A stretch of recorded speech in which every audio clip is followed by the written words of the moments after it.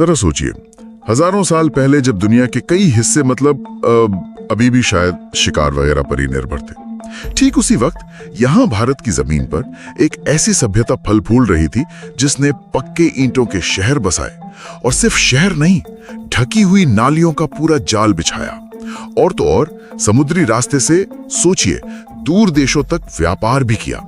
ये कोई कल्पना नहीं, हकीकत है। नमस्कार और स्वागत है इस गहन पड़ताल में।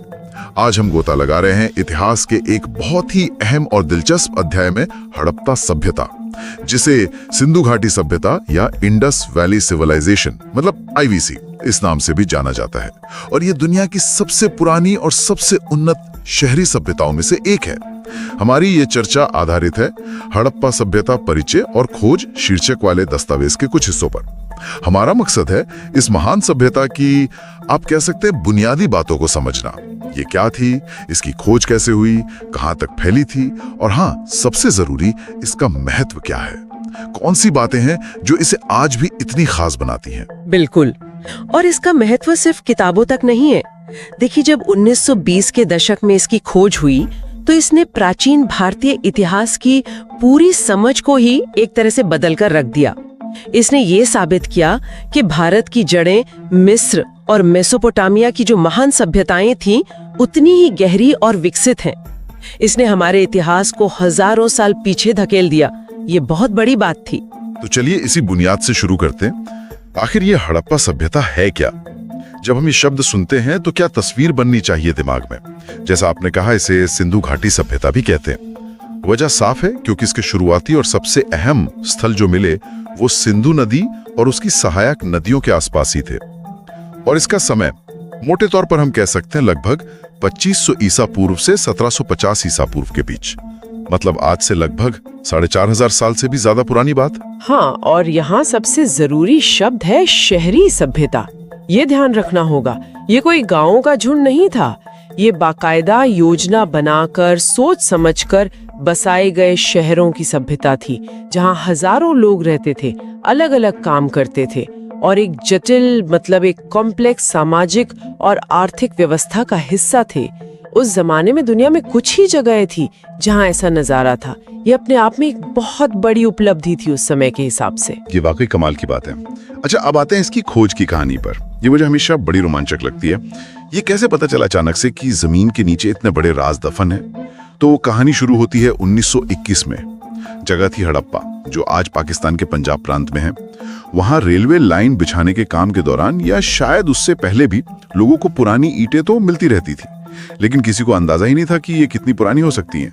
फिर जब दयाराम साहनी जी के नेतृत्व में वहां व्यवस्थित खुदाई शुरू हुई, संगठित और तकनीकी रूप से काफी आगे बढ़े हुए समाज का हिस्सा हैं, और साथ में मिली वो अद्भुत नक्काशी वाली मोहरें, मिट्टी के बर्तन, औजार, बहुत कुछ। और फिर अगले ही साल 1922 में हड़प्पा से सैकड़ों किलोमीटर दूर सिंध प्रांत में, जो अब पाकिस्तान में है, मोहनजोदड़ो नाम की जगह पर राखालदास बनर्जी RD बनर्जी, उनकी टीम को भी ठीक वैसी ही चीजें मिलने लगी। दो अलग अलग जगहों पर एक जैसी उन्नत संस्कृति के सबूत, ये तो कमाल हो गया। हाँ, और बस यहीं से पूरी तस्वीर बदल गई। ये सिर्फ दो पुराने स्थल नहीं थे, ये एक पूरी की पूरी भूली बिसरी सभ्यता के प्रमाण थे। जैसा मैंने पहले कहा भी, इससे पहले क्या माना जाता था कि भारत में शहरी और व्यवस्थित सभ्यता का इतिहास शुरू होता है लगभग 600 ईसा पूर्व से, बुद्ध और महावीर का समय, महाजनपद काल। लेकिन हड़प्पा और मोहेंजोदड़ो ने इस टाइमलाइन को सीधे सीधे करीब 2000 साल पीछे खींच दिया। आप सोचिए, उस समय के इतिहासकारों और पुरातत्वविदों के लिए ये कितना बड़ा एक धमाका रहा होगा। इसने पूरी दुनिया का ध्यान प्राचीन भारत की तरफ खींचा। तो क्या इसका मतलब ये हुआ कि 1920 से पहले किसी को इसके बारे में बिल्कुल पता नहीं था? पूरी तरह से भुला दी गई थी ये सभ्यता? देखिए, पूरी तरह से तो नहीं कह सकते। कुछ धुंधले संकेत शायद पहले भी मिले हों। कुछ ब्रिटिश अफसरों या यात्रियों ने पुराने टीलों और खंडरों का जिक्र किया था, पर उन्हें ठीक से समझा नहीं गया। जैसे चार्ल्स मैसन जैसे कुछ लोग थे जिन्होंने 19वीं सदी में हड़प्पा के टीलों का जिक्र किया था, लेकिन उनकी असली उम्र और उनका महत्व वो समझने का श्रेय तो 1920s के दशक की इन्हीं सिस्टमैटिक खुदाइयों को ही जाता है। दयाराम साहनी जी, आर.डी. बनर्जी और बाद में सर जॉन मार्शल जैसे पुरातत्वविदों के काम ने ही इसे वैज्ञानिक आधार पर दुनिया के सामने रखा। ये खोज की कहानी तो सच में किसी मिस्ट्री नॉवेल जैसी है। अच्छा, अब जरा इसके फैलाव पर बात करते हैं। क्या ये सभ्यता सिर्फ हड़प्पा और मोहनजोदड़ो इन्हीं दो शहरों तक थी या और भी दूर तक फैली हुई थी? नहीं, बिल्कुल नहीं। इसका फैलाव तो मतलब हैरान करने वाला है। जो हमारे पास स्रोत हैं वो बताते हैं कि ये सभ्यता लगभग 12 से 13 लाख वर्ग किलोमीटर के विशाल इलाके में फैली थी। जरा अंदाजा लगाइए, ये आज के कई देशों के कुल एरिया से भी ज्यादा है। आज के नक्शे पर अगर देखें तो इसमें पाकिस्तान का बहुत बड़ा हिस्सा आता है। भारत के पश्चिमी और उत्तरी पश्चिमी राज्य जैसे गुजरात, राजस्थान, हरियाणा, पंजाब और यहाँ तक कि अफगानिस्तान के भी कुछ हिस्से इसमें शामिल हैं। हाँ, और इस विशाल भौगोलिक फैलाव के मायने बहुत गहरे हैं। ये दिखाता है कि ये कोई छोटी मोटी अलग थलग संस्कृति नहीं थी। इतने बड़े इलाके पर एक जैसी टाउन प्लानिंग, एक जैसे वजन और माप के बाट, एक जैसी लिपि जिसे हम आज तक पढ़ नहीं पाए वो अलग बात है, और एक जैसी मोहरें मिलना, ये जबरदस्त संगठन क्षमता, कम्युनिकेशन नेटवर्क और शायद एक तरह की साझा पहचान की तरफ इशारा करता है। सोचिए, उस जमाने में इतने बड़े क्षेत्र को कैसे मैनेज किया जाता होगा, कैसे एक जगह के आइडिया या टेक्नोलॉजी दूसरी जगह तक पहुंचती होंगी। ये सवाल आज भी हमें सोचने पर मजबूर करते हैं। स्रोत में इसकी सीमाओं का भी जिक्र है, जैसे उत्तर में जम्मू के पास मांडा, दक्षिण में महाराष्ट्र में दैमाबाद, पूर्व में उत्तर प्रदेश में आलमगीरपुर और पश्चिम में पाकिस्तान ईरान सीमा के पास सुत का गेंडोर। यहाँ तक इसके निशान मिले हैं। हाँ, और इसमें दैमाबाद का जिक्र खास तौर पर अहम है। ये सबसे दक्षिणी मतलब सदर्न मोस्ट ज्ञात स्थल है और ये दिखाता है कि हड़प्पा सभ्यता का असर सिर्फ सिंधु नदी के बेसिन तक ही नहीं था, बल्कि दक्षिण में दक्कन के पठार तक पहुंच रहा था। ये कनेक्शन और विस्तार के स्केल को दिखाता है। सिर्फ चारों कोनों के नाम याद रखना उतना जरूरी नहीं जितना ये समझना कि ये फैलाव कितना अभूतपूर्व था उस जमाने के लिए। ये तो हो गई जगह की बात। अब जरा समय की बात करते हैं। क्या ये हजारों साल तक एक ही जैसी रही या इसमें भी कुछ उतार चढ़ाव आए? हाँ, स्रोत यही बताता है कि विद्वानों ने इस लंबे समय को बेहतर समझने के लिए इसे 3 मुख्य चरणों या फेजेस में बांटा है। पहला चरण है प्रारंभिक हड़प्पा यानी अर्ली हड़प्पन। ये करीब 3300 ईसा पूर्व से 2600 ईसा पूर्व तक माना जाता है। इस दौर में धीरे धीरे बस्तियां बसनी शुरू हुई, खेती और पशुपालन का विकास हुआ और क्षेत्रीय व्यापार के मतलब रीजनल ट्रेड के शुरुआती संकेत मिलने लगे। इसे आप परिपक्व चरण की नींव कह सकते हैं। फिर आता है परिपक्व हड़प्पा चरण यानी मैच्योर हड़प्पन, लगभग 2600 ईसा पूर्व से 1900 ईसा पूर्व तक। ये इस सभ्यता का शिखर काल था, समझिए, गोल्डन एज। इसी दौर में हड़प्पा, मोहनजोदड़ो, धोलावीरा, राखीगढ़ी जैसे बड़े सुनियोजित महानगर बसे। वो ग्रिड पैटर्न वाली सड़कें, एडवांस्ड ड्रेनेज सिस्टम, लंबी दूरी का व्यापार, स्टैंडर्ड ईंटें, पाट, मोहरें, कला, शिल्प, सब कुछ अपने चरम पर था इसी दौर में। बिल्कुल, और ये परिपक्व चरण ही है जो हमारी कल्पना को सबसे ज्यादा पकड़ता है। इसकी जो प्लानिंग है वो कमाल की है। ऐसा लगता है जैसे शहरों को किसी सेंट्रल अथॉरिटी ने सोच समझकर डिजाइन किया हो। पब्लिक और प्राइवेट एरिया का बंटवारा, बड़े बड़े अन्न भंडार, विशाल स्नानागार जैसे मोहनजोदड़ो का ग्रेट बाथ, ये सब एक बहुत ही जटिल और ऑर्गेनाइज्ड समाज की तस्वीर पेश करते हैं। इनकी लिपि जो आज तक एक रहस्य है वो भी इसी दौर में विकसित हुई। ये वो चरण है जिसने हड़प्पा सभ्यता को दुनिया की महान प्राचीन सभ्यताओं की लाइन में खड़ा किया। और फिर आता है तीसरा चरण यानी उत्तर हड़प्पा चरण, महान प्राचीन सभ्यताओं की लाइन में खड़ा किया। और फिर आता है तीसरा चरण यानी उत्तर हड़प्पा चरण यानी लेट हड़प्पन।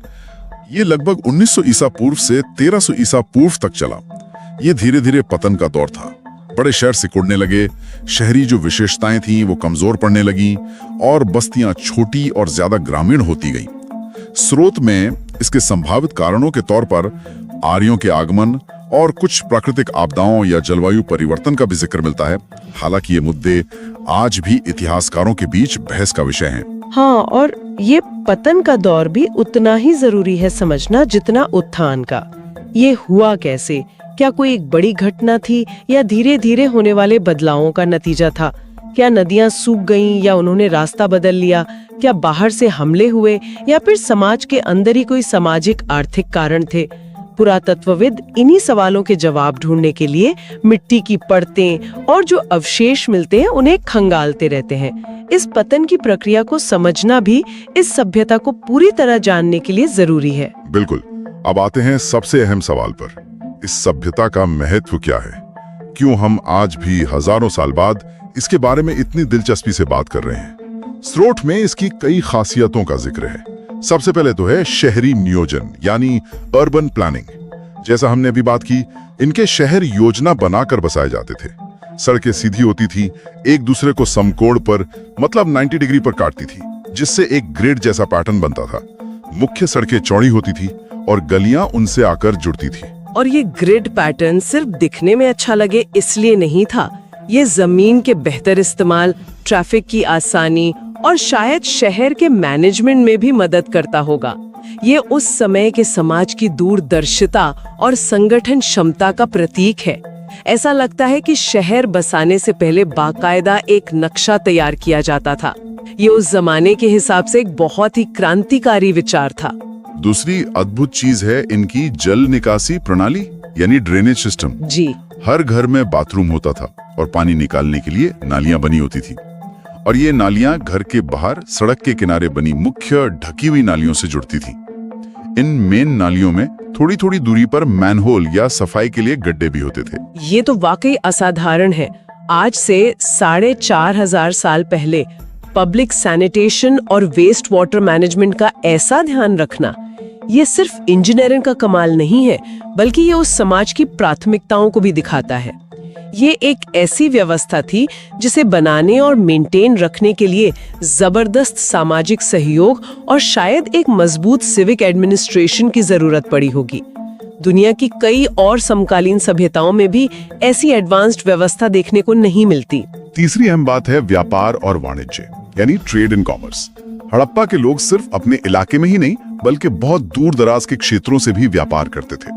सबसे बड़ा उदाहरण है मेसोपोटामिया यानी आज का इराक। उस सभ्यता के साथ उनके संबंध, वहां की खुदाइयों में हड़प्पा की बनी मोहरें मिली हैं। हाँ, और ये मोहरें सिर्फ सजावटी चीजें नहीं थीं। ज्यादा संभावना यही है कि ये व्यापारिक गांठों पर लगाई जाती थीं, क्वालिटी या ओनरशिप की गारंटी के तौर पर। मेसोपोटामिया तक सामान पहुंचाने के लिए उन्हें समुद्री रास्तों का ज्ञान, जहाज बनाने की तकनीक और लंबी दूरी की यात्राओं को ऑर्गेनाइज करने की क्षमता चाहिए थी। सोचिए, उस जमाने में बिना आज के नेविगेशन सिस्टम के समुद्री यात्रा करना कितना मुश्किल रहा होगा। ये व्यापार सिर्फ चीजों का लेन देन नहीं था, ये विचारों और शायद संस्कृतियों के लेन देन का भी जरिया रहा होगा। लोथल, गुजरात जैसे शहरों में मिले डॉकयार्ड्स यानी बंदरगाह के अवशेष इस समुद्री व्यापार के पक्के सबूत हैं। चौथी विशेषता है विता शिल्प कौशल यानी क्राफ्ट्समैनशिप। ये लोग कमाल के कारीगर थे। पत्थर, धातु जैसे तांबा, कांसा, मिट्टी, सीप, हाथी दांत, कई चीजों पर काम करते थे। इन्होंने जानवरों की खूबसूरत आकृतियों वाली हजारों मोहरें बनाई, बच्चों के लिए मिट्टी की गाड़ियां और खिलौने बनाए, टेराकोटा की मूर्तियां, मनकों यानी बीड्स के आकर्षक हार और गहने और तरह तरह के सुंदर और काम में आने वाले मिट्टी के बर्तन बनाए। इनके बाट, वेट्स भी बड़े स्टैंडर्डाइज्ड थे, जो दिखाता है कि व्यापार में सटीकता कितनी जरूरी थी उनके लिए। हाँ, और ये क्राफ्ट्समैनशिप सिर्फ उनकी टेक्निकल स्किल नहीं दिखाती, बल्कि उनके सौंदर्य बोध, उनकी एस्थेटिक सेंस और शायद उनकी मान्यताओं की भी झलक देती है। मोहरों पर बने वो एक सींग वाले जानवर, यूनिकॉर्न जैसा या पशुपति जैसी दिखने वाली योगी की आकृति, ये आज भी रहस्य और जिज्ञासा का विषय है। मिट्टी की बनी मातृदेवी की मूर्तियां शायद उनकी धार्मिक आस्थाओं की ओर इशारा करती हैं।